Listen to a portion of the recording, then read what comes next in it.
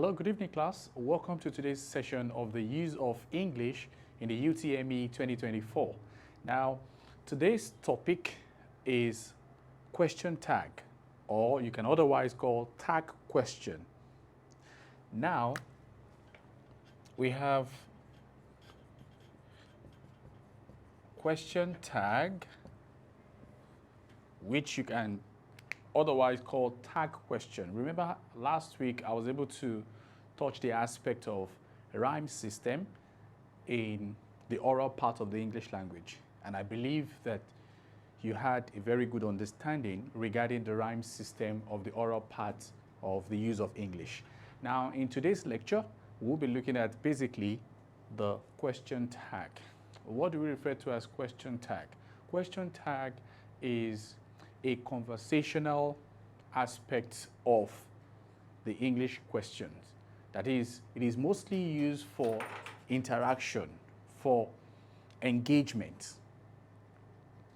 It's a conversational question, which means a question tag will contain a statement and a tag question. There are two components that are necessary for a question tag. The first statement is you would have a statement, and then the second statement is you have a tag question. So question tag is a conversational. It is a conversational question. And by the word conversational, by the phrase conversational question, what it means is that it helps you to engage another person in a form of discussion, where which you would ask a question and then you will expect a response. That's basically how the question tag is used. And then what are those two components that should be found in a question tag? All right. The components of the question tag. Okay, the components of the question tag are, the first one is a statement. You must have a statement. And then the second part is a tag question. So a tag question must definitely accompany the statement. All right, a tag question will accompany the statement. So these are the two components that are necessary for you to make up a question tag. So in a question tag, you would have a statement, and then you have the tag question. And remember, it is the statement that will determine the tag question. That is how it is usually illustrated. It is the statement that will determine the tag question, as you can see. And remember that sometimes the statement can be positive, and in some other time too, the statement can be negative. And if the statement is positive, it will reflect on the tag question. Also, if the statement is negative, it will reflect on the tag question too. So let's see. Here,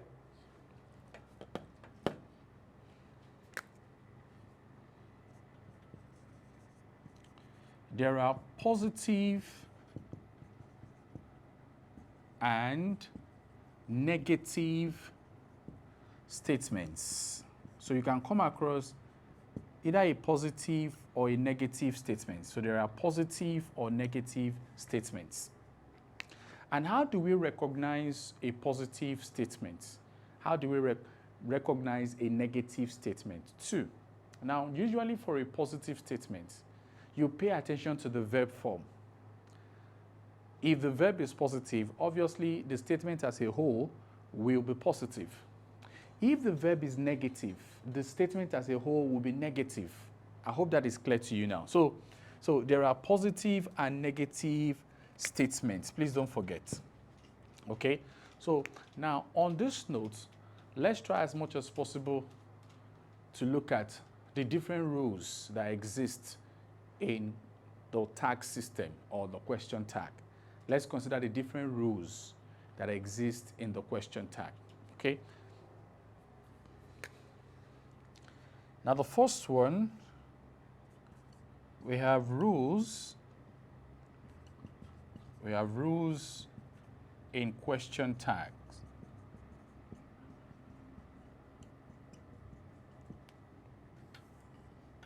So we have rules in question tag.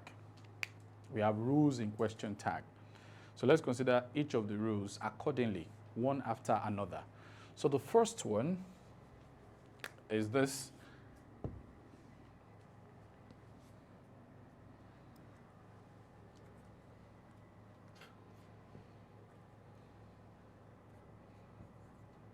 The verb in the statement, okay, the verb in the statement can either be an auxiliary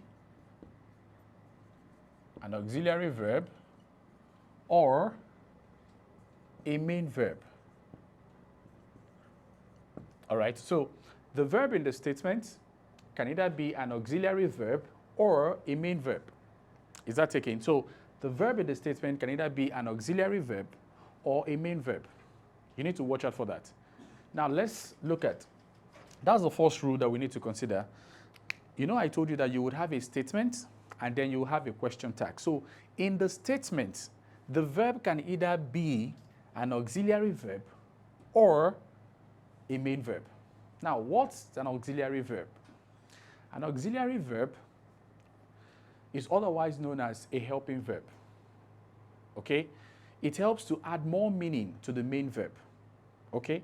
So, an auxiliary verb will most likely precede the main verb in a sentence structure. Now, let me take that part again so that you'll be able to understand very well.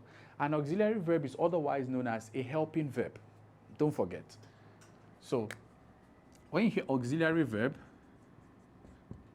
just as we have auxiliary nurses, so you have auxiliary verb, is otherwise known as a helping verb. Okay? And what's the major function? An auxiliary verb helps to add more meaning. It supplies more meaning to the main verb. Okay?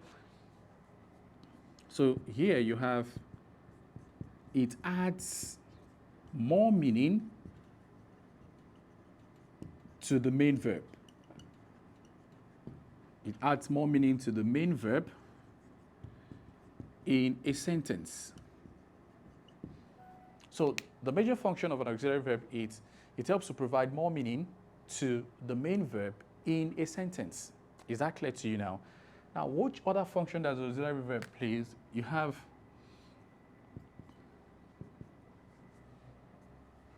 auxiliary verb, it precedes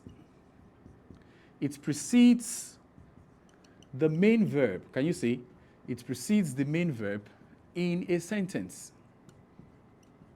Another function of the auxiliary verb is that it usually precedes the main verb in a sentence. That's the major function. So you can see these three keywords are how to identify auxiliary verbs. Are we good? And then remember that we have two types of auxiliary verbs, okay? Now the first one is, here we have auxiliary verb, and we have two types. The first one is called the primary auxiliary verb, and then the second part is known as the modal auxiliary verb. M-O-D-A-L, the modal auxiliary verb. Don't forget, these are the two types of auxiliary verb that we have, okay? Now, what are examples of the primary auxiliary verbs? These are the be verbs, okay? These are the linking verbs. So you can have be, then you have is, am, A-R-E, W-E-R-E, that's where. Then you have been. You also have been in the past participle form.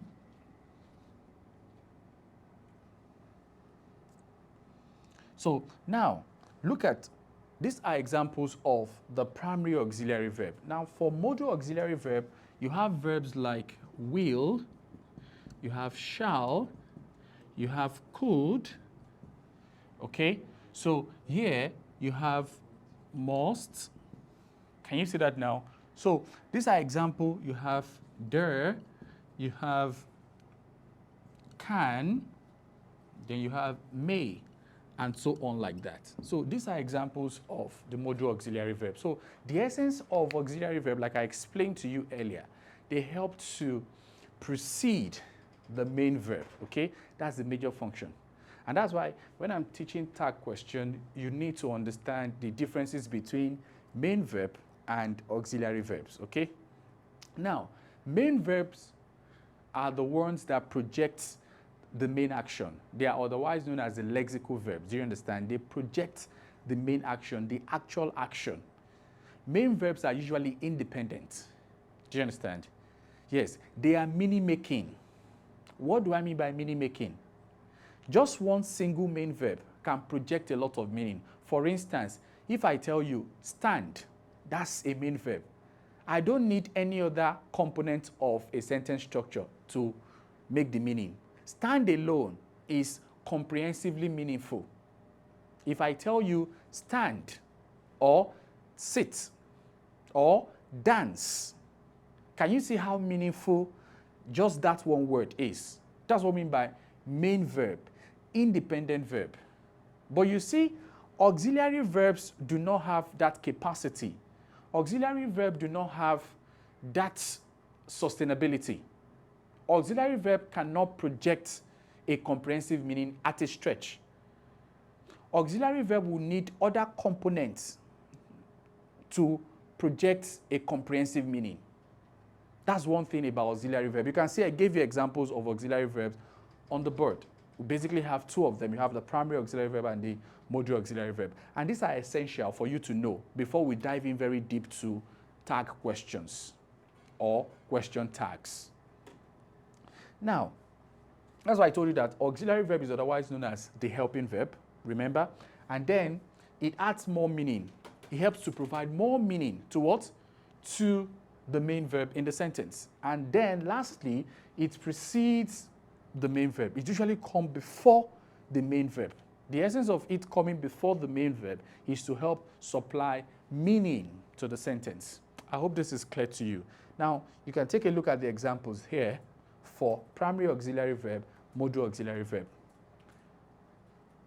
Now, also, the first rule I stated is the verb in the statement can either be an auxiliary verb or a main verb. Then I went further to explain that. Now, look at it. The next one again is main verb. This is main verb. Main verb. What's another word for a main verb? Another word for a main verb is called a lexical verb, okay? So here you have lexical verb, or you can as well say an independent verb. This is a verb that projects an independent meaning, a comprehensive meaning. It is meaning-making by itself. That's why if you just pronounce it at a stretch, the receiver of the message already understands what you've communicated. Now, imagine here a main verb, it is independently meaningful. That is, it doesn't need to depend on any other sentence component. So it is independently meaningful.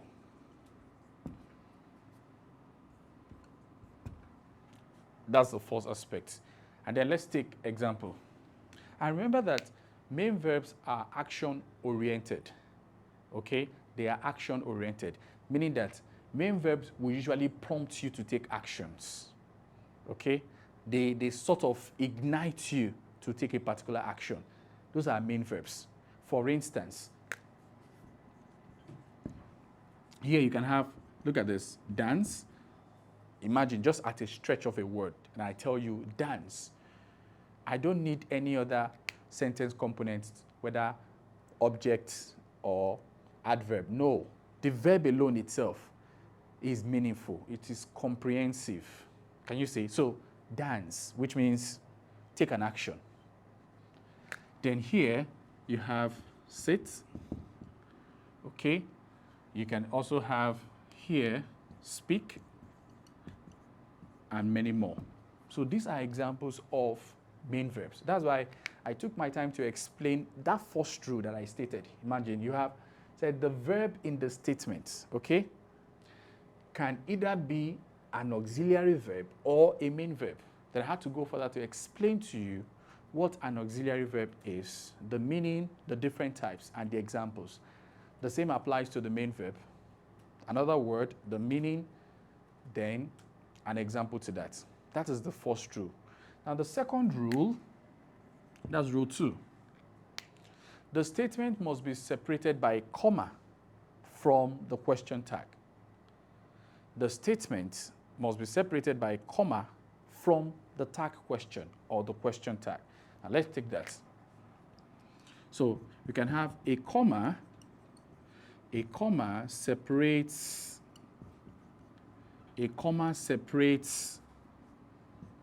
the statement.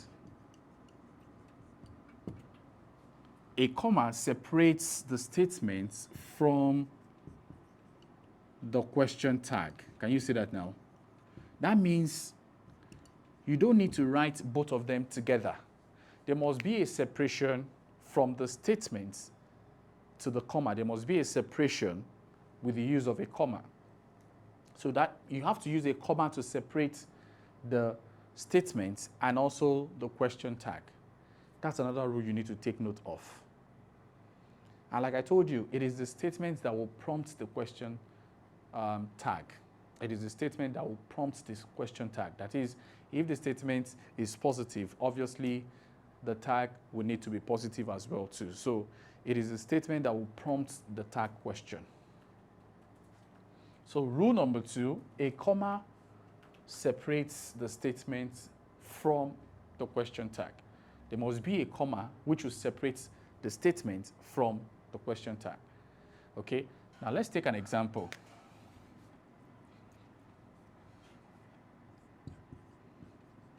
He can drive. Can you see that now? He can drive. That is the statement. Can you see that now? This is the statement. He can drive. And I have to place a comma immediately. He can drive. All right? That is the statement. Now, what am I supposed to do? Now, what I'm supposed to do is the next one that will follow should be the question tag. And what should the question tag be? You have to begin with the verb, and then you will now have the subject. You begin with the verb, and then you now have the what? The subject. He can drive. Can you see? Can here is what? That's a modal auxiliary verb. You know, I told you that the statement can either accommodate an auxiliary verb or a main verb. So in this case, the statement is accommodating an auxiliary verb, specifically the modal auxiliary verb, which is what? Can, as you can see from the board. He can drive. That is the statement. How do we generate the question tag? How do we generate the question tag? The best way to generate the question tag is that the question tag must contain a verb and a what? And a subject. So you begin with the verb. After the verb, then you now have the what? The subject. Is that okay? Now take a look at this. He can drive, okay? Now change this positive auxiliary verb to negative. What's the negative form? Can't he? Then you place a question mark. Can you see that now? So this is what? This is the question. This is the question tag. Are you with me now? That is the question tag. I hope you can see it. That's the question tag. What am I trying to establish? I'm trying to establish the concept that the statement must be separated from the comma. As you can see here, he can drive. That's the statement, and it's being separated by what? By the comma, which is what? Can't he? All right? So here again, look at rule number 1. Said the verb in the statement can either be what? Be an auxiliary verb or what? A main verb. Now take a look at this sentence. You have he can drive. What do you have in the statement? An auxiliary verb, specifically a modal auxiliary verb, which is the use of what? Can. You have can't he. Now let's take rule number 3. That's the third rule. The subject is usually a pronoun. The subject the subject is usually a pronoun. Full stop. So the subject is usually a pronoun. Under every circumstance, you have the subject, that is the subject in the statement, to be a pronoun. For instance, look at this. He can drive. He, being the subject here, is a pronoun. Is that taken? So he, being the subject, is actually what? A pronoun. Let's take another example.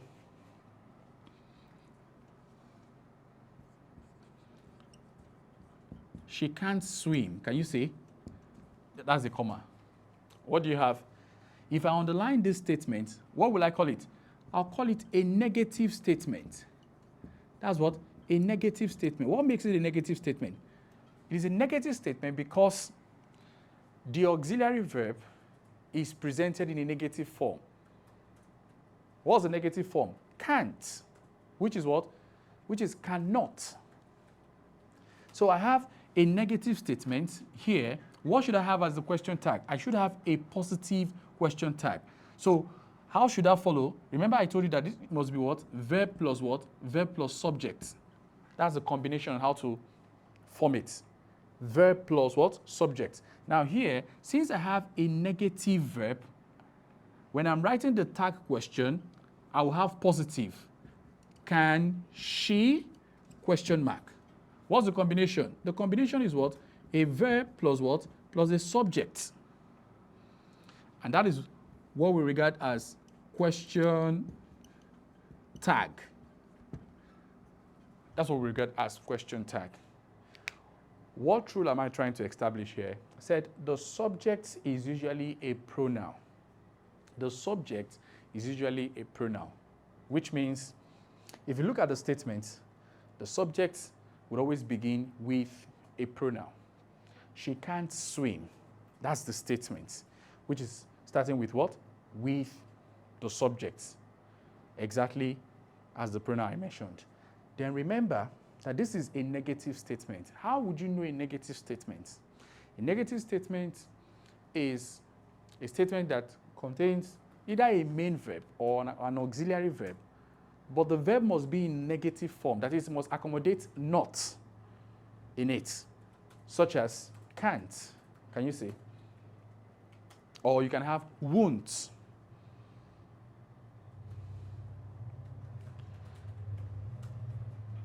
Now let me continue from here.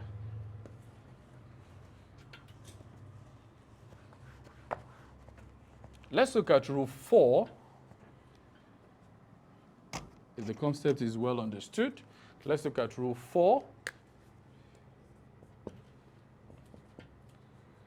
A positive statement,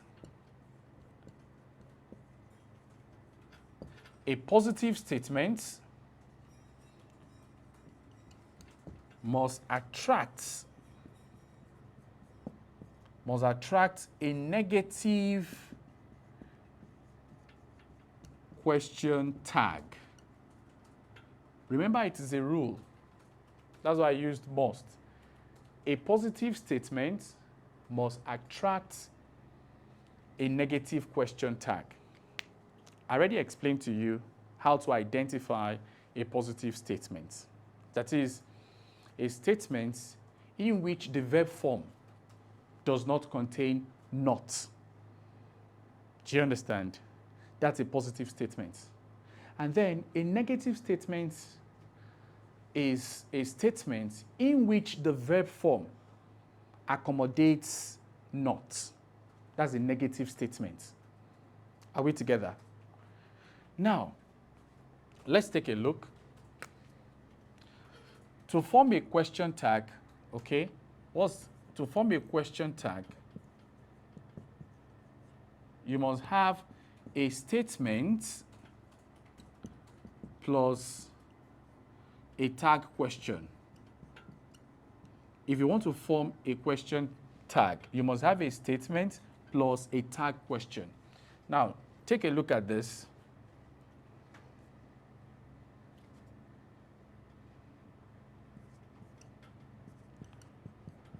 She will attend the party.